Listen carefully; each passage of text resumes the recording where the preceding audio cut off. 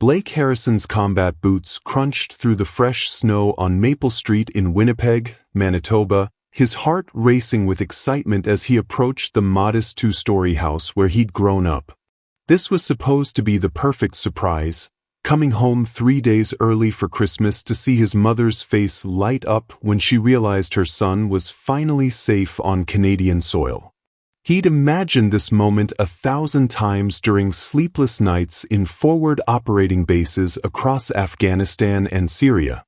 His mother, Margaret, had her arms around him, her tears of joy, the smell of her famous butter tarts filling the kitchen. She'd been alone for 2 years now, ever since his stepfather Richard had died in that construction accident on the Trans-Canada Highway, and Blake had spent every deployment worrying about her being isolated in their family home in Winnipeg's North End. But as Blake quietly turned his key in the front door, planning to surprise the woman who'd raised him alone after his father abandoned them when he was 8, he heard something that made his blood freeze in his veins. A crash. The sound of furniture being thrown. And then his mother's voice, high and terrified, pleading, "Please, Ryan, I'll get you the money tomorrow. Please don't do this." Blake dropped his duffel bag and moved silently through the entrance hallway, his military training taking over as he processed the sounds of struggle coming from the living room. 5 years of combat had taught him to distinguish between different kinds of violence, and what he was hearing wasn't a burglary or a random attack. This was personal. This was systematic. When Blake reached the living room doorway, the scene that greeted him shattered every assumption he'd made about his mother's safety and well-being. Margaret Harrison, 62 years old and barely 5 feet tall, was on the hardwood floor beside their overturned coffee table, her gray hair disheveled, her face already showing the purple beginnings of bruises.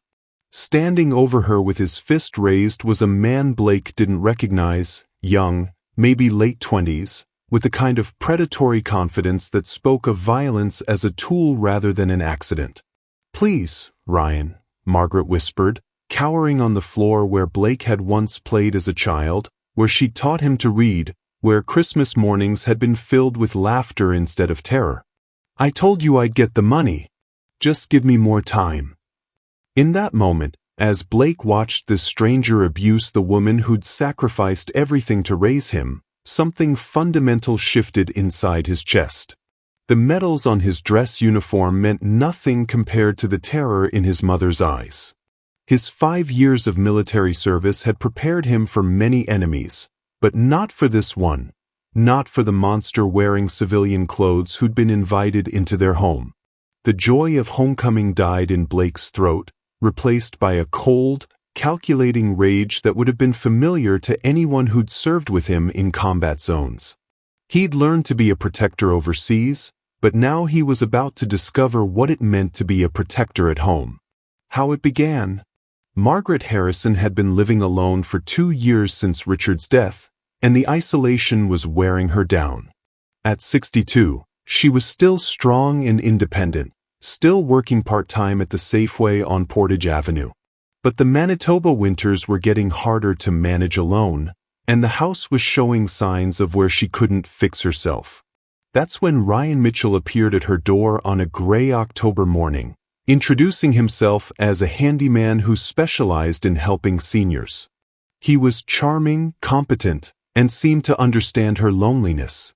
The first few months felt like a blessing: prompt service, fair prices, friendly conversation over coffee about her son's military service. "You must be so proud of Blake," Ryan would say, looking at the photographs covering Margaret's mantle. "Serving overseas, protecting our country." Margaret would beam with maternal pride, sharing stories about her son's deployments, never noticing how Ryan studied her routines, her finances, her complete dependence on his help. She didn't recognize the signs that he was a predator who specialized in elderly victims, particularly women living alone. The transformation began slowly. Ryan started finding additional problems with Margaret's house, expensive problems that required immediate attention. The bills grew larger, the explanations more complicated, and gradually Margaret found herself owing him more money than she could afford. But Ryan was understanding about payment, accepting installments, and taking advance payments for materials. All he asked was that she not hire other contractors, since he understood her house's specific needs. What had begun as occasional visits became a constant presence. Ryan had keys for emergency repairs. He knew her schedule better than she did. He'd positioned himself as indispensable to her daily life. The financial abuse escalated systematically. Margaret began borrowing against her savings, then against Richard's life insurance, then against the house itself to pay for repairs that seemed endless and increasingly expensive. But money was just the beginning. As Margaret became more dependent on Ryan, he began changing the nature of their relationship in ways that made her uncomfortable but afraid to resist. He started showing up unannounced, using his keys without permission. His conversations became intrusive, asking about her finances, her relationships with neighbors. Most disturbing of all, he began making subtle threats disguised as concerns for her safety. "I worry about you, Mrs. Harrison," he would say, his voice carrying undertones that were both protective and threatening. "A woman your age, alone, with no family nearby. Anything could happen. Good thing you've got me to keep an eye on things." The isolation that had made Margaret vulnerable now became a weapon Ryan used against her. Blake's letters from overseas were focused on his military duties. Margaret was careful not to burden him with worries that might distract him from staying safe. By the time Ryan's behavior escalated to actual threats and violence, Margaret was trapped. She owed him thousands of dollars she couldn't repay. He had complete access to her house. Most importantly, he'd convinced her that she needed his protection from dangers that were nothing compared to the danger he represented. The first time Ryan hit Margaret was when she questioned an expensive invoice that seemed like duplicate billing. The friendly handyman mask slipped away, revealing something cold and calculating. "Are you calling me a liar, Margaret?" he hissed, grabbing her wrist hard enough to leave bruises. "After everything I've done for you?" From that night forward, Margaret understood that she was no longer his client. She was his victim. The abuse escalated over the following weeks. Verbal intimidation became physical threats, which became actual violence whenever she showed resistance. By December, Margaret had become a prisoner in her own home, trapped by fear, debt, and isolation while waiting desperately for her son's return. She'd stopped going to work, claiming illness to avoid questions about bruises. She'd stopped answering the phone when neighbors called. The night Blake came home, Ryan was demanding money Margaret didn't have for a repair that didn't exist, using violence to punctuate his threats in the living room where she'd once felt safe. Back to the confrontation. Blake stepped into the living room with the silent precision that had kept him alive through 47 combat missions, his presence filling the space like a gathering storm. Ryan Mitchell, still standing over Margaret with his fist raised, spun around with the startled expression of a predator caught in the act. "Who the hell are you?" Ryan snarled, his voice carrying false bravado. Blake didn't answer immediately. His eyes moved systematically across the scene, cataloging evidence with the thoroughness of a trained investigator. His mother's injuries, fresh and inflicted. The overturned furniture. The fear in Margaret's eyes told him this wasn't the first time. "Mom," Blake said quietly, his voice carrying the calm authority that had commanded respect in military units across 2 war zones, "are you all right?" Margaret's face crumpled with relief so intense it was almost painful to witness. "Blake? Oh God, Blake, you're home. You're home." Ryan's eyes darted between mother and son, his predator's instincts finally recognizing the magnitude of his miscalculation. This wasn't some random neighbor who might be intimidated. This was Margaret's son, the soldier she'd talked about constantly, the one person in the world who might pose a genuine threat to his reign of terror. "Look, man," Ryan said, forcing his voice into what he thought was a reasonable tone, "There's been a misunderstanding here. Your mother owes me money for work I've done, and she's been avoiding payment." Blake's gaze shifted to Ryan with the kind of attention he'd once focused on enemy combatants through rifle scopes. Everything about the man registered as a threat: his aggressive posture, his proximity to Margaret, the defensive justifications criminals always offered when caught. "Step away from my mother," Blake said, his voice carrying undertones that had once made Taliban fighters reconsider their life choices. "Step away right now." Ryan hesitated, his civilian arrogance warring with growing recognition that he might be in real physical danger. He'd spent months terrorizing an elderly woman who had no means of resistance, but this was different. This was a trained soldier who looked capable of violence that would make Ryan's amateur brutality seem like children's games. "I said step away," Blake repeated, and this time there was no mistaking the threat. Ryan took 2 steps backward, his hands rising slightly. "Look, soldier boy, I don't want trouble. This is between me and your mother, about money she legally owes me." "Show me the contracts," Blake said immediately. "Show me the receipts. Show me the documentation for this work you claim to have done." The silence that followed was answer enough. Blake had spent years learning to read people under pressure, to distinguish between truth and deception when lives hung in the balance. Everything about Ryan screamed fraud. "Mom," Blake said without taking his eyes off Ryan, "what has this man been doing to you?" Margaret's voice was barely a whisper, but her words carried the weight of months of accumulated terror. "He said he was helping me with repairs, but the bills kept getting bigger, and when I couldn't pay, he started." Her voice broke. "Blake, I've been so scared. I didn't know what to do." The rage that filled Blake's chest was unlike anything he'd experienced in combat.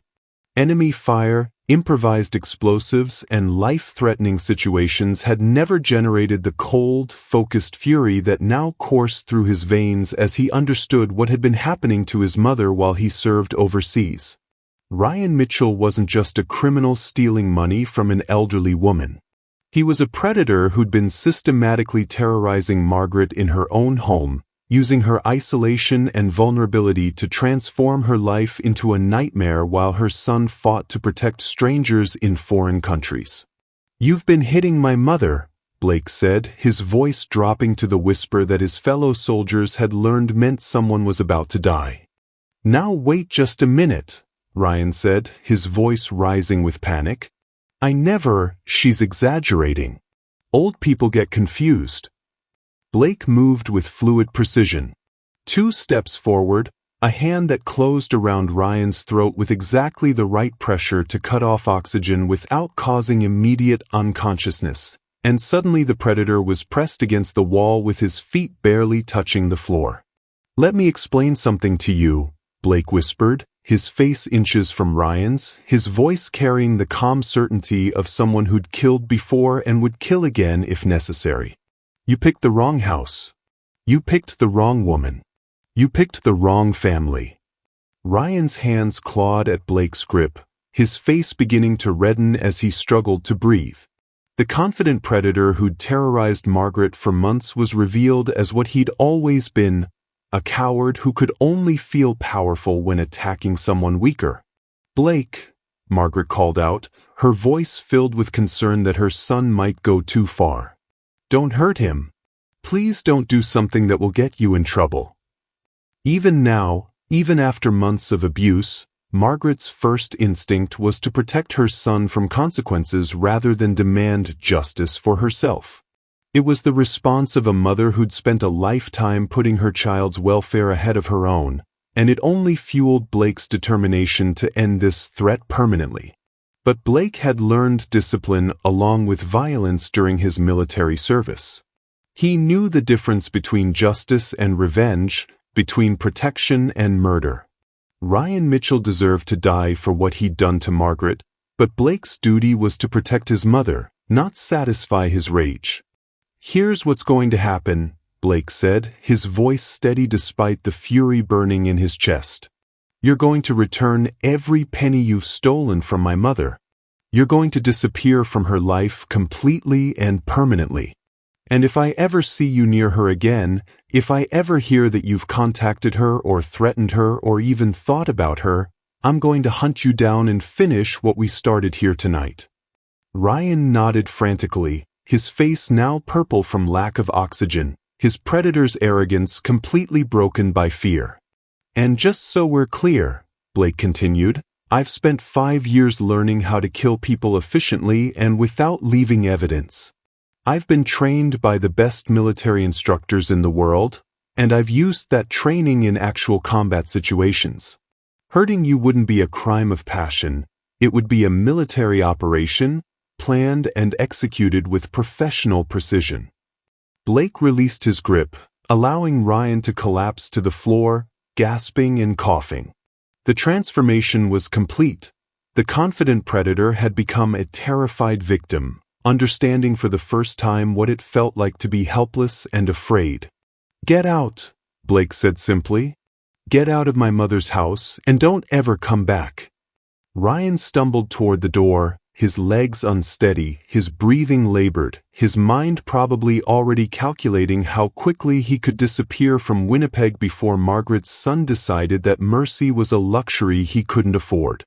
"Wait," Blake called out, and Ryan froze in terror. "The money. Every penny. You have 48 hours to return what you've stolen, or I'm coming to find you." Ryan nodded and fled, the sound of the front door slamming echoing through the house like a gunshot. For the first time in months, Margaret was alone in her home without fear, protected by the son who'd learned to be a warrior so he could be a better protector. Blake knelt beside his mother, his hands gentle as he examined her injuries, his voice soft with the tenderness he'd been saving for this reunion. "Mom, I'm so sorry. I should have been here. I should have protected you." Margaret reached up to touch her son's face, her fingers tracing features that had grown harder and more serious during his years of service. "You were protecting other people, other families. That's who you are, Blake. That's who I raised you to be." "I'm home now," Blake said, gathering his mother into his arms with the careful strength of someone who understood the difference between power and violence, between protection and aggression. "I'm home, and no one is ever going to hurt you again." As Margaret cried against her son's shoulder, releasing months of accumulated fear and tension, Blake made silent promises that went beyond anything he'd sworn during his military service. He would rebuild his mother's sense of safety and security. He would help her heal from the trauma Ryan had inflicted. He would use his training and experience to ensure that predators like Ryan Mitchell never again found vulnerable victims to exploit. The war overseas was ending for Blake Harrison, but a new mission was just beginning. He'd learned to be a soldier to serve his country, but now he would use those same skills to serve something even more important: the love and protection of the woman who'd given him everything, who'd waited for him through 5 years of deployment, who deserved to feel safe and cherished in the home where she'd raised a son to be both warrior and protector. The medals on his dress uniform were symbols of service to his nation, but the tears on his mother's face were reminders of service to something deeper and more personal: family. The promises that matter more than any oath, that endure longer than any conflict, that define who we become when the uniforms come off and the real battles begin. Blake Harrison had come home from war to discover that sometimes the most important fights happen not in foreign countries, but in the living rooms where love lives and where that love must be defended against enemies who wear civilian clothes and target the innocent. But he was home now, trained and ready, and no predator would ever again mistake his family for easy prey. What did you think of Blake's incredible homecoming and his protection of his mother? Have you ever witnessed someone step up to defend a family member against abuse? Share your thoughts in the comments below. We'd love to hear about the unsung heroes who risk everything to protect the people they love. If this story of a soldier's duty to family touched your heart, Please hit that like button and subscribe for more powerful stories about courage, sacrifice, and the bonds that make us fight for what matters most. Don't forget to ring the notification bell so you never miss our latest uploads featuring real heroes who understand that some battles are worth everything. And tell us, where are you watching from? We love connecting with our global community of viewers who believe that family is worth fighting for, no matter what uniform you wear or what wars you've fought.